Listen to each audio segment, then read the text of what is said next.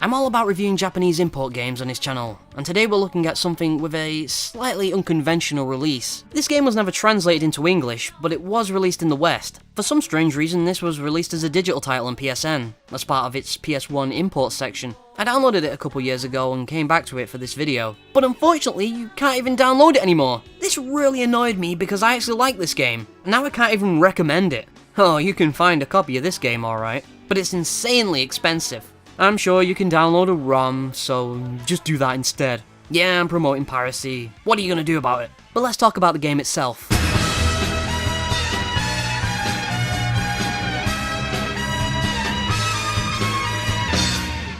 Rapid Angel. High-tension comical action game. I guess that's this game's tactical espionage action. Rapid Angel is a side-scrolling, platformer, beat-em-up hybrid. It follows the Rapid Angel delivery company as they try to deliver a simple letter. A quest that absolutely everyone is determined to hinder, including evil scientists with a pat labor, apprentice mages, nuns, combat maids, and even the spawn of Lucifer. Why? I don't bloody well know, do I? It was never translated. But just trying to figure out what was going on in this story was entertaining in its own right. It's a story filled with anime nonsense and a lot of fun, colourful characters. My favourite of which is this ukulele-playing swordsman who has been hired to assassinate you.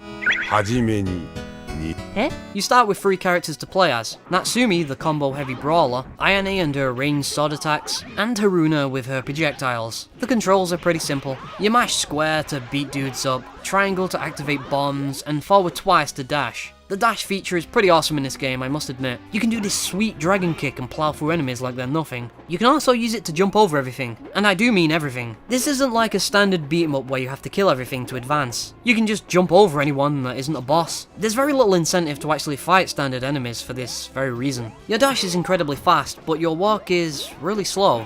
They couldn't have found the middle ground here? I spent most of the game running through areas, which will usually end with you down some bottomless pits. The game is wildly imbalanced. A lot of the bosses can be cheesed by jumping on top of them and performing a combo when you get back up. And don't even get me started on Haruna, possibly the worst character in the game. You don't even have to move with her, just mash square and spam projectiles. Unlockable character Dolshmore is very similar, having a long combo that encourages a little strategy. There is a block feature as well, but I found myself rarely using it. If you want to actually have fun in this game, I suggest you stick to Natsumi and Ayane, who aren't quite as broken.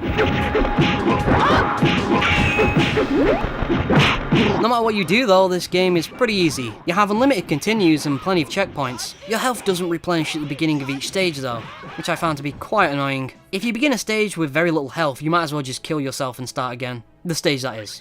Suicide is bad, kids. Your bombs also replenish when you die, so they're pretty expendable. I normally just use them to cheese boss fights. The difficulty wasn't too big of an issue for me since I usually suck at these games. But if you're looking for something a little more hardcore, this will definitely disappoint you. Even on hard, it's not that hard.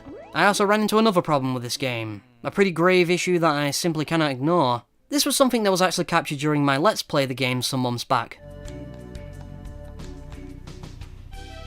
What's going on?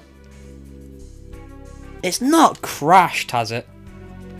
I'm going to be very mad if it's crashed. It's a digital copy, come on! Is this how our LP is going to end of Rapid Angel? It's going to end with a crash. We're not going to get to see the final boss. This is very disappointing.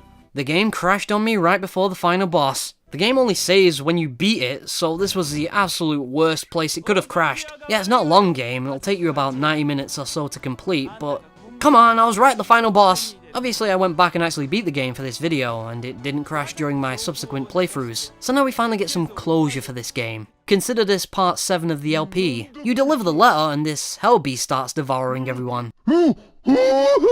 This is just a guess on my part, but it seems to be something the apprentice mage accidentally conjured up. Or he summoned it and underestimated how powerful it was. The fact that I'm able to take a guess like that despite not understanding a damn word in this game tells you something. After you beat the game, you unlock 2 additional characters. The hired swordsman, the boss character I mentioned earlier, and Dolshmore, who is the boss lady of the Rapid Angel delivery company. She has her own story that changes a lot of the cutscenes. This cutscene in particular doesn't end in a boss battle because the old mage realizes that you're with his buddy, the cat mage. That's the same cat that you were able to beat up during the first minute of the game, by the way.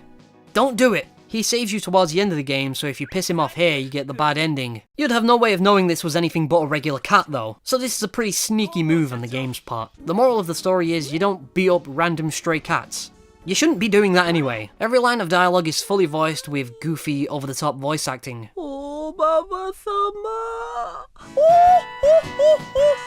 It's fantastic stuff. Each character has different dialogue during cutscenes, except for the hired swordsman, who they got extremely lazy with. He doesn't have any additional dialogue, or cutscenes at all for that matter. Even the boss battles against himself don't change. This is just as lazy as playing as Virgil in Devil May Cry 3. Just a bare minimal effort put in. All these issues aside, there's a certain amateurish charm to this game that made me like it as much as I did.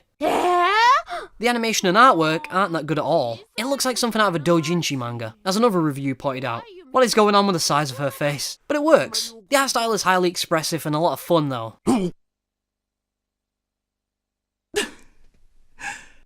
I have a soft spot for this older style of anime. It reminds me of 90s comedy anime. Stuff like Ranma 1/2, albeit very unrefined in comparison. There's also a hint of that overly digital looking flash animation too. Just a smidgen. The sprite work is excellent. It's packed with a lot of subtle details that aren't immediately obvious. You won't understand the dialogue, but the facial expressions will tell you everything you need to know. The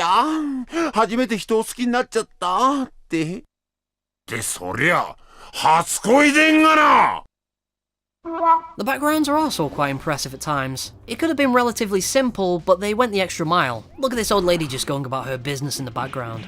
Not a care in the world. There's also this dojo, or whatever this building is meant to be. No idea why they set up shop in the mountains of all places, but it's there, and it breathes life into this bizarre world. Sky jellyfish, high heel robot lady, bush that throws cats. Yes, there is a power-up that is literally a bush that throws cats. It's a little hard to make out, but that's what it seems to be if I zoom in. The apprentice mage kid also picks his nose, which I found highly amusing. This entire game just had me excited about what weird thing they would throw at me next. So for this reason alone, it's worth playing through at least once. I found myself less enthralled on a second playthrough though, as the gameplay is largely repetitive and unimpressive on its own. That's not to say it's bad, it works as it should and it's really fun. But it's designed in such an odd way. It's a flawed little gem, well worth owning. I suppose I should give this a rating on the input-friendly scale. It's a 4. It's always a 4 and it'll always be a 4. Oh, you think it's going to be a 3 next episode? You're dead wrong. Seriously though, anything below a 4 usually isn't legible enough for me to actually review. But I'm determined to use the other 4 numbers on this bloody thing. Blood the Last Vampire for PS2. Absolutely unplayable without knowing Japanese. I give it a 1. Anyway, Rapid Angel doesn't have any English menus, but you won't be lost with the gameplay. You'll be missing out on a really fun story, however. So, 4 it is. I'm SnicketySlice. I'll see you later.